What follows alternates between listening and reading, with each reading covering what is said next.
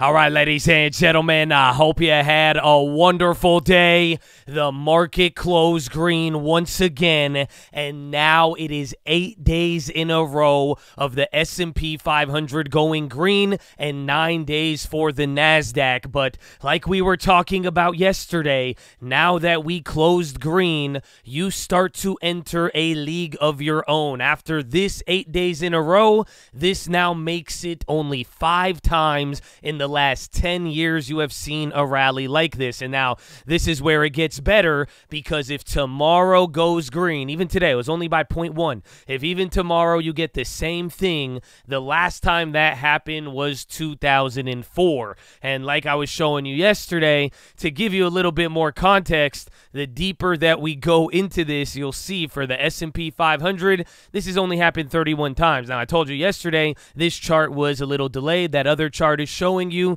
add 4 more other times. This would be now the 35th time that this has happened. You enter into tomorrow. If tomorrow is green, that type of rally has only occurred 16 times. It doesn't matter about how dated this is, because everything after this, you start to get into a league of your own. So, Chad, very big deal. We are still debating and asking a lot of questions even today. It was pretty wild because we had quite the schedule. You hit a new high right below 4,400, but then you came right back down to where you were at almost by the non-farm payrolls, or where you closed. So it was all the more interesting because bonds took off. Meanwhile, the dollar, it did have strength in the morning and then it came down, but hey, people were like, wait a minute, what is going on? Why? I thought all the good factors, shouldn't we be skyrocketing? Well, you had Jerome Powell, you had data, but before we talk about any of that, because you're going to have to deal with some of that tomorrow,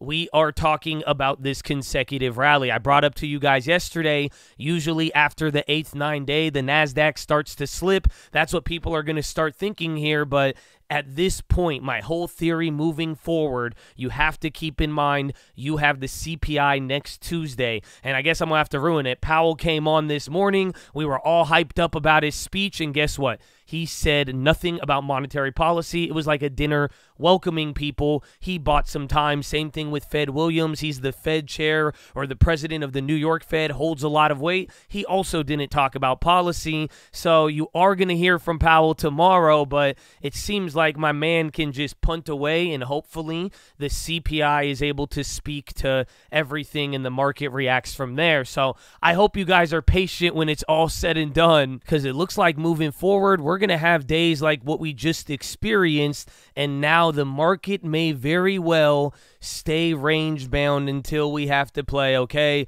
wait for Powell to confirm. Powell doesn't do anything. He punts. Now we wait for the data. You're doing it again, man. So we've been in this range for a couple of days now. It's been quite important, and this is what I'm saying. I wouldn't be surprised now. We have 2 more days. We're either going to keep melting up and setting records, or we're going to come down. Wait, why does this show red? Why is this showing red? It's a red candle, but we higher. This is, anyways. But Chad, we have a lot to talk about. I got a little bit of a more recap, but mainly what we're going to be dealing with tomorrow, a couple of plays, and then I may even have a weekend video, because I want to throw it in today's video, but we got to do a deep dive. They were announcing a lot of random things today and new risky things, so we'll get into all of that. But Chad, make sure to subscribe, all the good stuff, but run it, baby. Walking to the couch, it's the 2020 election. Live in the hills, but I still get a spread. Started with a live, but I still reinvest it. Fear how I feel, then you feel like a blessing. I just want the lesson, I just want protection. I'm up and I'm down, but the sound like progression. Farmer never plans if he waits for perfection. Finger to the down. But right off the bat, like we said, Powell came on today.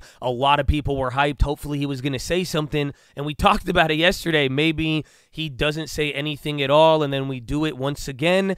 You play this little, oh, there's this event. Are we going to wait for Powell? Then we move on, and then we went straight to the bond auction. So after the morning, we hit a new high, which was crazy. Then we started selling off, and this is what I was saying. It's kind of natural. Even tomorrow, I don't care what the market does unless there's a new development. There was something with Morgan Stanley after hours. We'll talk about that, but unless there is something really big, unexpected that occurs, I'm not expecting much, but if the market goes red after 8 days in a row, like, I'm not going to be surprised. I'm not going to say, oh, there you go, we make up our mind, this is bullish, bearish, because again, everybody is still debating this, but generally speaking, you want to keep your eyes on this, but the market is doing this weird back and forth, so keep your eyes on it and just don't get too jumpy. And unfortunately, you have to be patient because we are moving at these little checkpoints of data and all of that. So now, coming into tomorrow,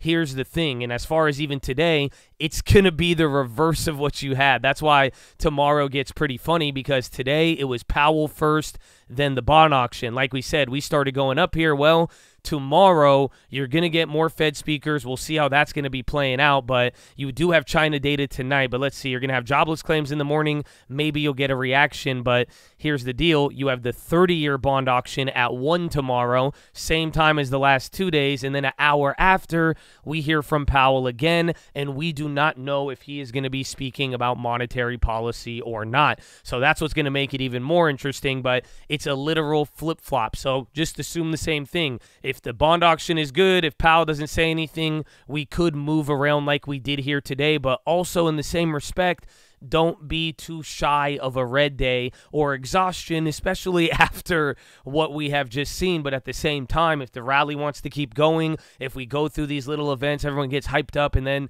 they want to interpret it as nothing. Woo, coast is clear. Keep buying the bonds, the treasury auction, everything is good, Powell and everything, then you could still continue this rally. And then you're going to start hitting historic points. 1 or 2 more days after this, we're going to be entering in 9-10 days. And then it's next week with all of this big data, and maybe CPI will either be the rally killer or will literally break history and then lead us into something totally unreal. So we'll see what happens with that. Again, same setup, bond auction, Powell tomorrow. That's what we're going to be looking for. And even for today, what happened with the bond auction, it was the 10-year auction. We talked about it. This time it came in a little bit higher, and it was a pretty mediocre auction, but the thing that had people excited was the fact that it was still lower than the last auction, believe it or not. So this set of 10-year bonds on this auction was about 10 basis points lower than the last auction that they did, but even leading into today, the bonds were at 4.6 to 10-year, and it started to plummet. Even right now, we're below 4.5 right now, so that's kind of good news.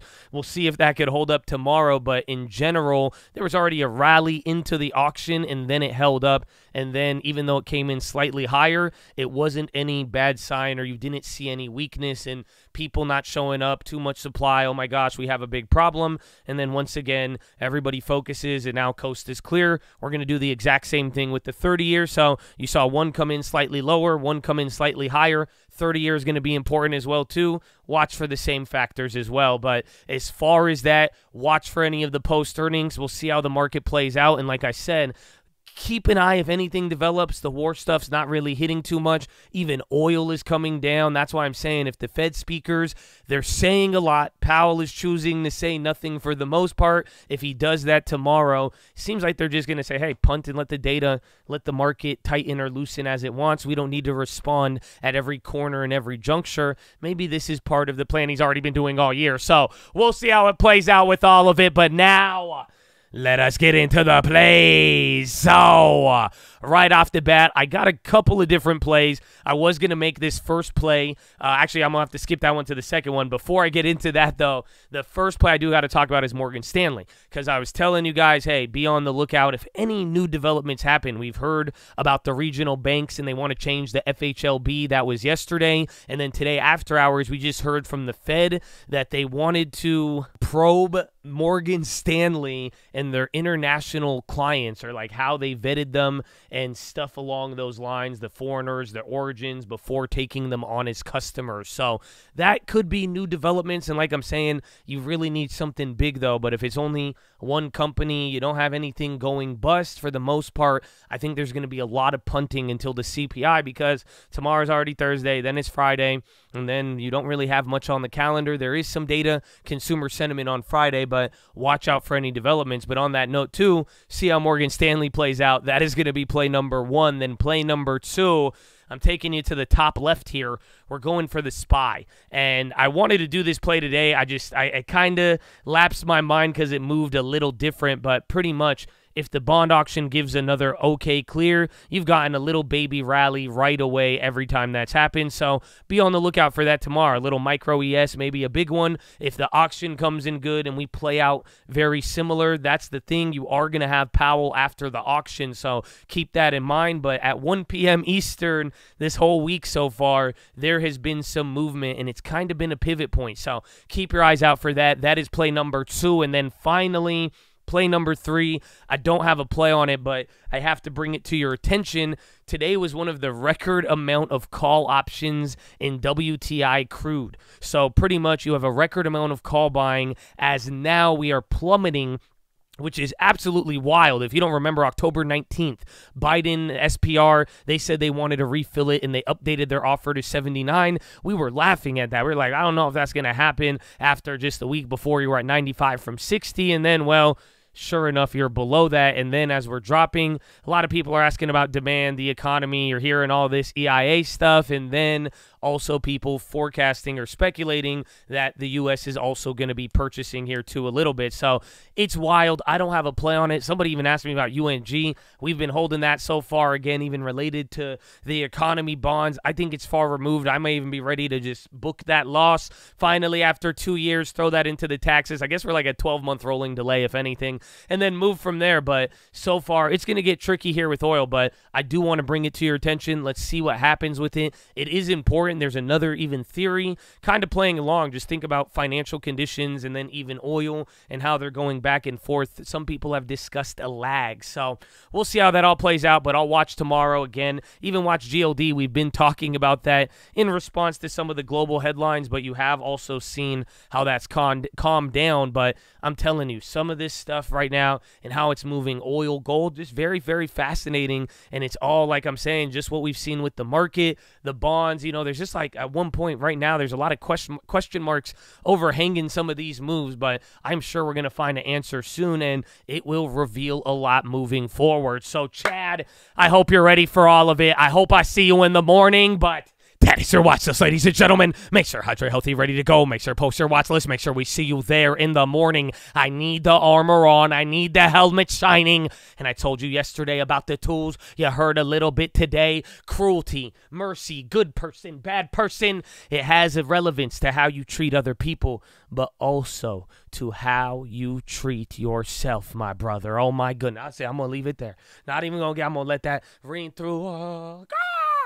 Okay, I made it awkward. Okay, man, but I love you. I'm going to see you in the morning. Drink that water, hydrated, healthy, all the good stuff, Chad. And let's run it. Horn.